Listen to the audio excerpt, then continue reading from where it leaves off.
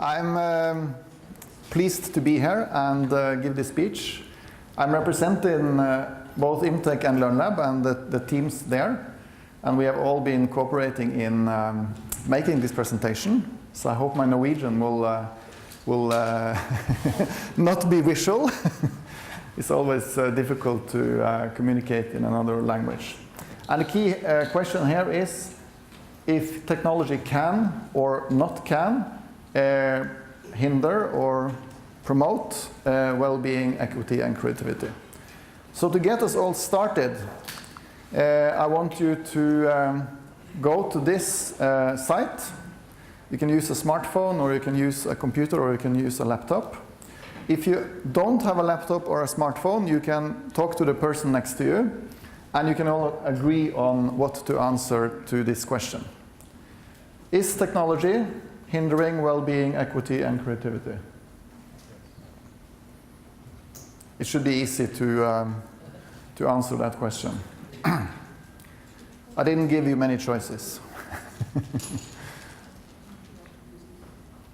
So if you can log on.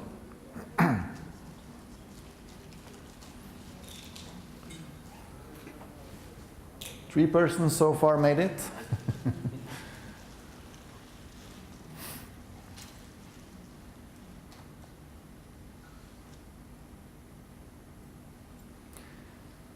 You will get a couple of other questions in a minute, so you can just keep your phone or computer on this site, and you will be able to give response on the next ones. So if we look at statistics, it seems like it's equally distributed. And if we generalize that to the whole population in this room, we can at least see that we are divided. So a third of the room says yes, a third says no, and the rest says maybe. That's an interesting response. So we'll come back to that in a minute. I guess you would. We have been talking about this. So if we begin to broaden the perspective of technology, here you see 3 pieces of Norwegian technology. The cheese slider and the paperclip, and also the most advanced subsea drilling systems you have in the world are all Norwegian made. And the reason I'm starting at this point is that, of course, we have a broader view on technology than just the screens.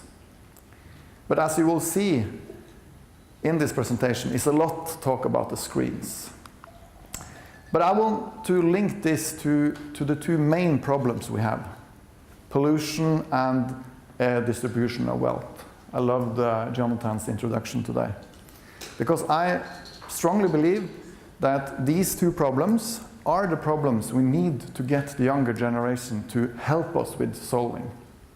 We are not capable of solving them ourselves, and the education system should be helping us with this, and I think technology has a part in that. Luckily, if we see the younger generations, there are some very characteristic things to observe. First, the younger generation are probably smarter than us already. If you look at the data, the younger generation are taking wiser and smarter choices than we have ever done, on average. So I don't think the problem is the youth. And if you look at on some very positive sides of technology, last month, the price for producing energy, green, is actually lower than producing fossil fuel energy. And that counts for both coal and gas and oil. This was data from both China and California. So what we thought only 2 years ago, that it will take 10 to 15 years to reach this point, is already reached because of technology. This is, of course, changing everything. Transport is going to be very different in only 2 to 5 years. China is now building the first fully electric plane. And if you go to another area, medicine, there are huge things happening within medicine that's linked to technology. The devices that we use to deliver information is going to be almost like body parts. This is the new Google Glass. The phones are going to be almost invisible, and the search engines are not going to be only commercial, filled into our heads, but actually intelligent information. So everything we see around us within 10 years is going to be changed. So to say that technology is a problem for education or for learning or for well-being or for creativity is flipping the question the wrong way. If education is not in the forefront of preparing the young generation with the use of technology to meet the challenges on this picture, we are going to be irrelevant. So what's the problems? Ethics, data sharing, screen addiction, lack of learning? Maybe. And as Andy also showed you, there are a lot of books and also some research, I wouldn't say excellent research, but some research telling us that technology is a problem. You have seen it, you have heard it, and you are into it. We also see that indicators related to creativity is going down. We ask fewer and fewer questions the longer we stay in the education system. We are more and more willing to jump to conclusions the longer we stay in the education system. But I'm not sure technology is to blame for this.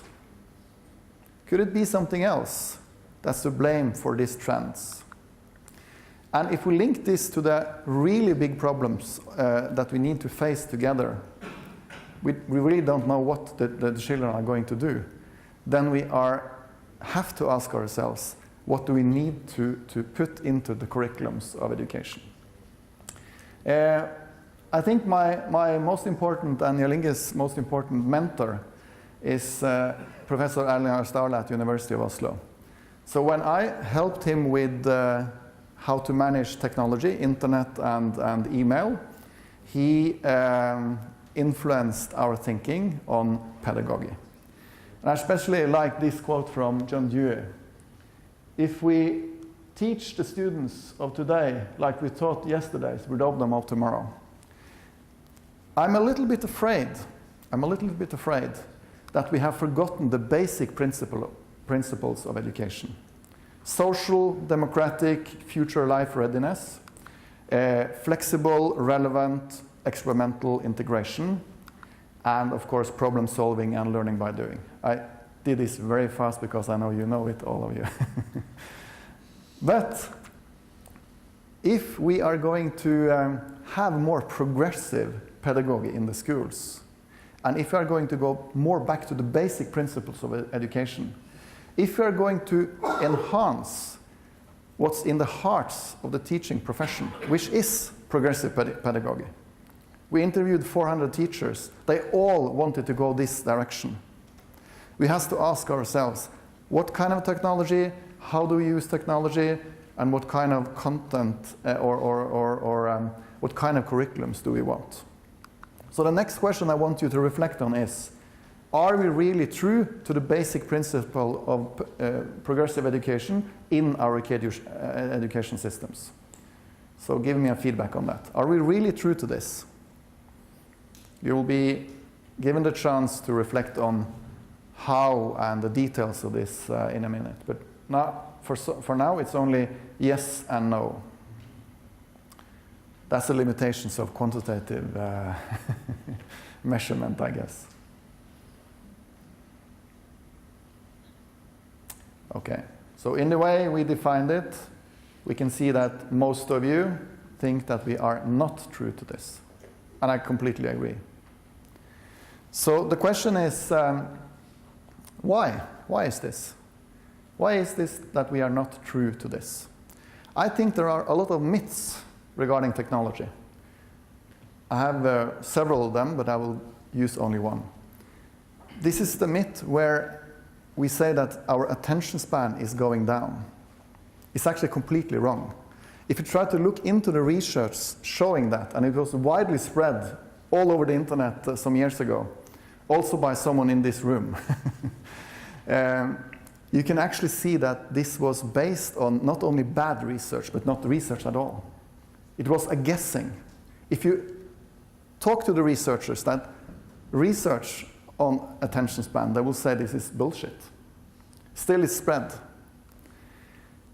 And if you look upon the most used technology, Facebook, Google, and so on, and look upon the purposes behind these technologies, is it only bad? I'm not sure. We visited a school yesterday. They posted on Facebook and Twitter. They felt connected. They used technology in relation to outdoor progressive pedagogy.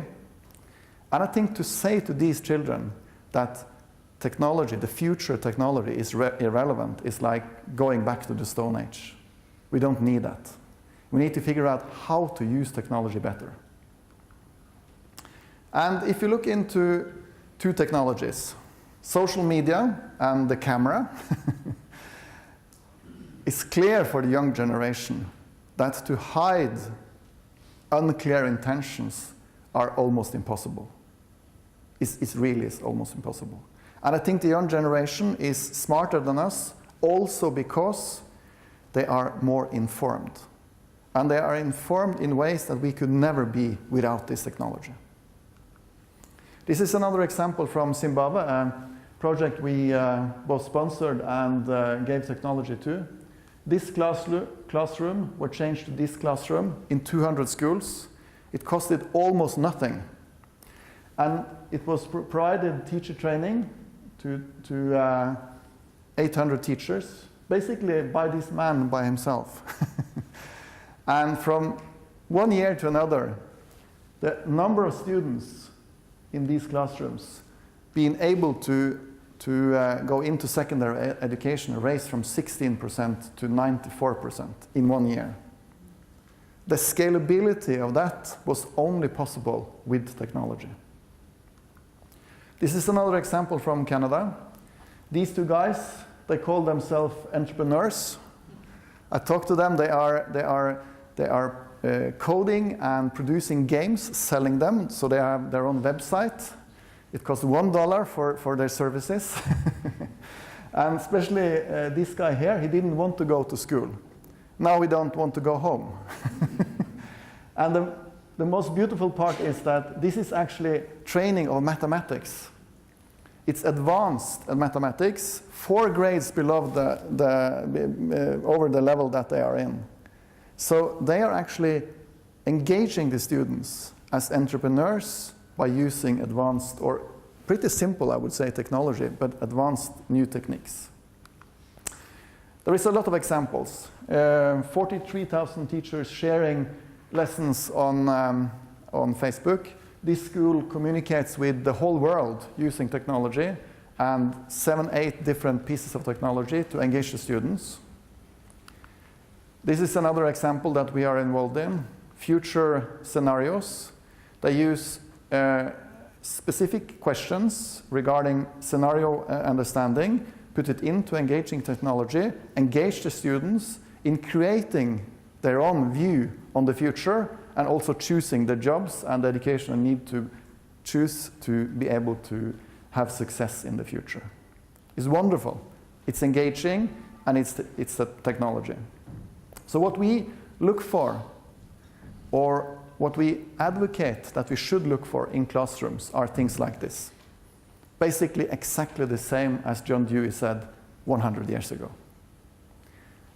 But to talk about this in 2017 without thinking about technology, without linking this to technology, is irrelevant for the students. So together with 200 schools in Scandinavia, we are now producing specific lesson examples under each category. We publish them on platforms like you have used here today. So when they are using this content, they can engage the students. And we see a a huge shift in the focus of the students by doing this. It's progressive education in 2017 by the use of technology. So these technologies are not disturbing the students, are not decreasing the learning, it's enhancing the learning. Yeah, I don't have time to go more into the details of this, but I have several other examples of technology use that engage students in ways that prepare them for the big questions that we need to solve. So I want to flip the question back. How can we not use technology in education if we are going to be relevant? I think that's the main question. I couldn't resist putting in something about surveys and measurements after the discussion this morning. We have been involved in developing alternative indexes for this kind of measurement system for 18 years. We made the first one in Norway 18 years ago. And we have also collected all the best research from all over the world. But the main thing is, if you put this into Beatrice, it's not a criticism of you, but if you put it into the reports of the OECD, it's not necessarily easy to use it for school development. You have to put it into the context of scalable, specific examples for teachers to use. This very simple model here, where you combine motivation and social well-being, has been the most successful single thing we have done over the last years. Because we force people to think about two things at the same time. Do we want students that are motivated and well-being, high well-being? Yes, of course. But there is a lot of students saying, well, I love to go to school, but I'm not very motivated. So to put up displays like this, to invite teachers to reflect on displays like this, is very successful for these local, small processes. I know Paz is going to talk about small data. These are small, locally produced data that have very high impact on developing the teaching professions in data-informed practices, but also a scalable access to technology that can change education dramatically.